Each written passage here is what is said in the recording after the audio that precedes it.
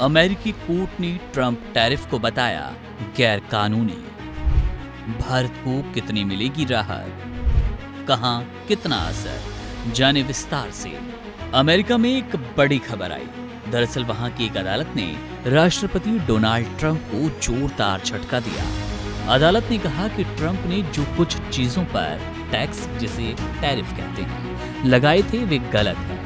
Court ने साफ साफ कहा कि अमेरिका के राष्ट्रपति के पास इतने बड़े अधिकार नहीं कि वे अपनी मर्जी से ऐसे टैक्स लगा पाएं।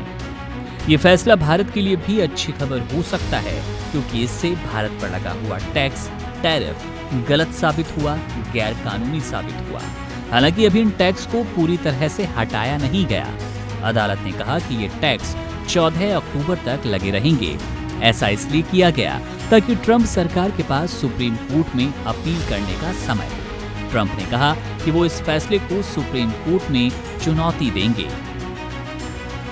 अमेरिकी संघीय सर्किट अपीलीय न्यायालय नाम की एक बड़ी अदालत ने पाया कि डोनाल्ड ट्रंप ने अपनी शक्तियों का गलत इस्तेमाल किया।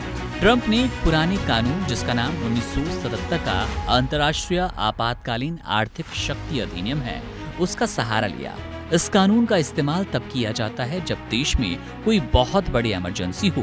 ट्रंप ने अमेरिका के दूसरे देशों के साथ व्यापार में होने वाले घाटे को राष्ट्रीय आपातकाल बताया और इसी बहाने से बहुत सारे देशों पर ऊंचे टैरिफ लगा दिए। कोर्ट ने कहा कि व्यापार घाटा कोई ऐसा राष्ट्रीय आपातकाल नहीं जिसके लिए इस कानून का इस्तेमाल किया जाए। ये एक तरह से ट्रंप को सीधे सीधे फटकार थी कि उन्होंने कानून का गलत मतलब निकाला और अपनी ताकत का बेमतलब इस्तेमाल किया। ये फैसला मई में न्यूयॉर्क की एक निचली अदालत के फैसले को भी सही ठहराता है, जिसने भी ट्रंप के कुछ टैरिफ को गलत बताया था। ये टैरिफ अप्रैल में लगाए गए थे, जब ट्रंप ने लगभग सभी अमेरिकी व्यापारिक साझेदारों पर टैक्स बढ़ा दिए। इससे ठीक पहले चाइना, मैक्सिको और कनाडा पर भी ऐसे ही शुल्क लगाए गए। ट्रंप ने इसे लिबरेशन डे कहा और ऐसे देशों पर 50% तक का शुल्क लगा दिया, जिसके साथ अमेरिका को व्यापार घाटा होता है। जिन देशों से कम व्यापार था, उन पर 10% शुल्क लगा। खास बात ये कि ये सारे टैक्स अमेरिकी संसद की मंजूरी के बिना लगाए गए। अदालत ने ये कहा कि राष्ट्रपति अपनी मर्जी से ऐसे बड़े फैसले नहीं ले सकते। ट्रंप इस फैसले से खुश नहीं है। उन्होंने इसे बहुत पक्षपाती पाया और कहा कि अगर ऐसा ही हो रहा है तो ये अमेरिका को तबाह करेगा। लेकिन उनके अपने अधिकारी व्हाइट हाउस के उप प्रेस सचिव कुश देसाई ने कहा कि टैरिफ अभी भी लागू रहेंगे और उन्हें उम्मीद है कि सरकार सुप्रीम कोर्ट में जीत जाएगी। अब बड़ा सवाल ये कि इससे भारत को राहत क्या मिलेगी। यह फैसला भारत के लिए जाहिर तौर पर एक अच्छी खबर है। ये उन टैक्सों पर लागू होता है जो ट्रंप ने अंतर्राष्ट्रीय आर्थिक आपातकाल वाले कानून के तहत लगाए। इसका मतलब ये कि अगर सुप्रीम कोर्ट भी निचली अदालत के फैसले को बरकरार रखता है तो भारत पर लगाया गया 25% का अतिरिक्त टैरिफ हटाया जाएगा। ये भारतीय कंपनियों और निर्यातकों के लिए बड़ी राहत होगी, क्योंकि इससे अमेरिका को सामान भेजने की लागत कम हो जाएगी। हालांकि एक बात साफ नहीं है, रूस से तेल खरीदने पर अमेरिका ने भारत पर 25% का एक अलग दंडात्मक शुल्क लगाया।